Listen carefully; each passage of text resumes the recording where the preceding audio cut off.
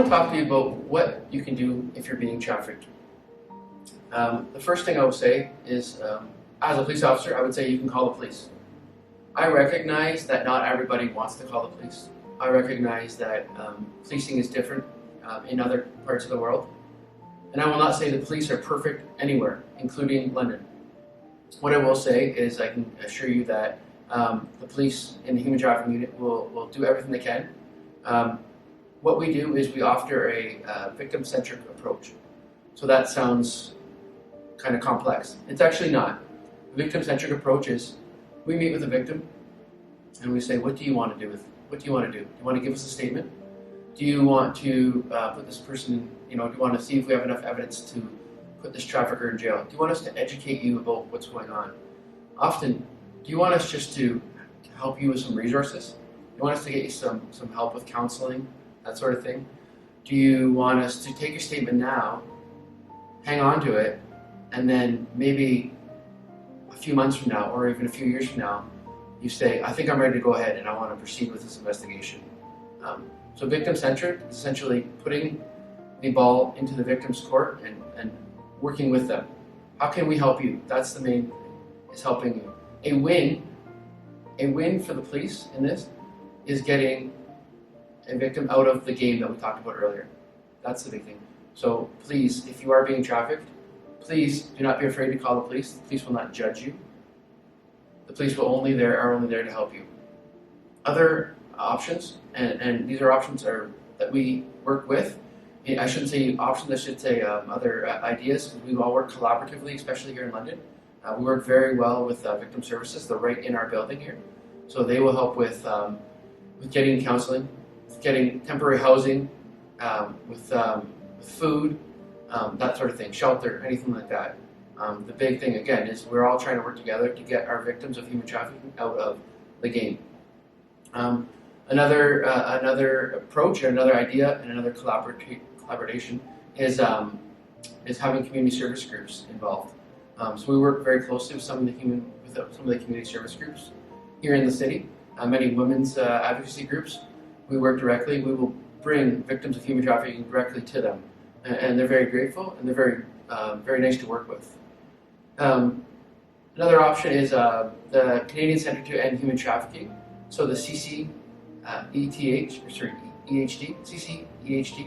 It's an online service. There's also a phone number, but you can go on that website. If you put that handle into a Google search, you'll come up with that. And there's many resources, some of which I've used in this presentation. It'll give you statistics. It'll give you options on where to call. It'll give you ideas. It'll show you signs, that sort of thing. It's a very really good educational resource that I encourage. Officer, what if I, as a victim, don't have any valid immigration status in Canada? Should I call the police still? Absolutely. You should call the police. We're not looking to do anything with victims other than help them. We want to help. There are resources. We do work closely with Immigration Canada and the CBSA.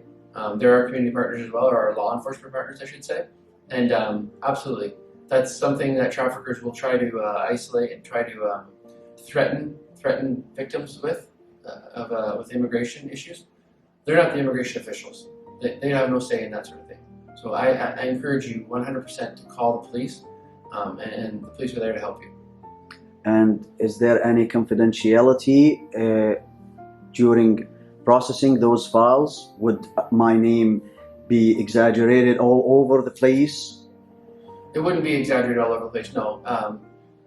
The only time a victim's name has to go out there, I suppose you could say, or is exposed, is if a victim goes to court, then yes, the victim would have to testify in a court proceeding, and that's a criminal proceedings is where victims of human trafficking, the names I suppose are out there. A lot of times, though, even that, there's publication bans, so the media cannot put the names out. However, yes, the trafficker who, if they are criminally charged, they could get the names in. So my name will not be on the police social media by having this person reported to the police being a victim? Correct. The police do not put victims of human trafficking, they do not put their names on social media. They do not put their pictures, anything of that sort.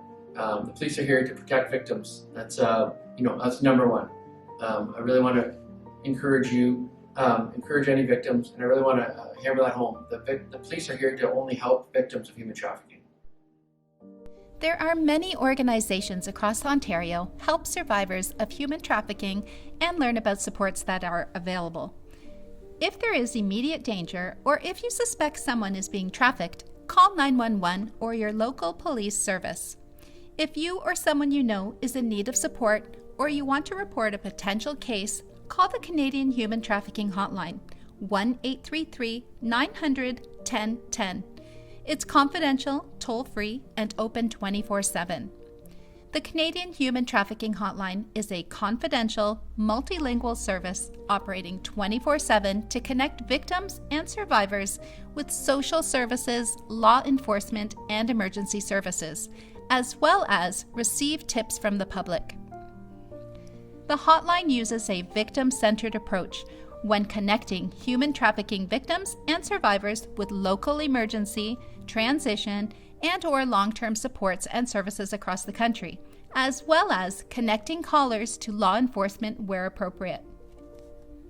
Ontario supports a range of prevention initiatives and activities to raise awareness about human trafficking. Resources include The Trap, a digital education tool intended for use by an adult facilitator to teach children and youth what sex trafficking is and equip them with the skills to stay safe.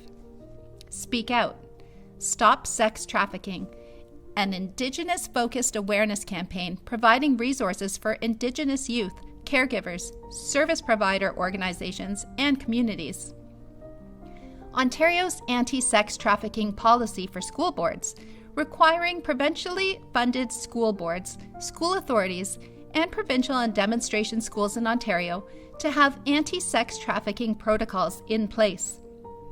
Educational resources and lesson plans for educators on child sexual exploitation and sex trafficking developed by White Ribbon.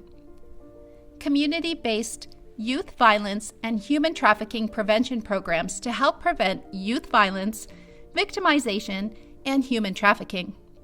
Many anti-trafficking community service organizations also provide prevention programs and initiatives.